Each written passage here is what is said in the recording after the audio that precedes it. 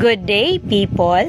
Our today's video is about dugos. Ang dugos na ilhan sa Babylonian o Sumerian nga mga sinulat sukad pa sa 2100 BCE. Samtang ang mga taga-Babylonia nagsugod sa pag-uma, gigamit usab nila ang mga anaa sa putyukan aron makapatunghag dugos alang sa ilang kaugalingon. Ang ebidensya nagpakita nga ang dugos makahatag og daghang epekto sa panglawas, lakip na ang antioxidant, anti-inflammatory, antibacterial, anti-diabetic, respiratory, gastrointestinal, cardiovascular ug sa nervous system. Ang mga benepisyo sa kahimsog sa pagkaon ug usa ka kutsara nga dugos kada adlaw naglakip sa pagdumala sa kanser ug mas maayong kahimsog sa kasing-kasing. Kasagaran ang mga doktor nagrekomendar sa dugos nga imnon nga walay sulod ang tiyan sayo sa buntag tungod kay kini makahatag dayon og sipa ug kusog nga makadugang sa tibuok adlaw. Usab samtang matulog ang usa ka kutsara nga dugos dili lamang makahatag og maayong pagkatulog sa gabii kundi makatabang usab sa paghili sa pagkaon ug pagpahayahay sa hunahuna ug lawas. Ang kalusugan ay kayamanan. Daghang salamat.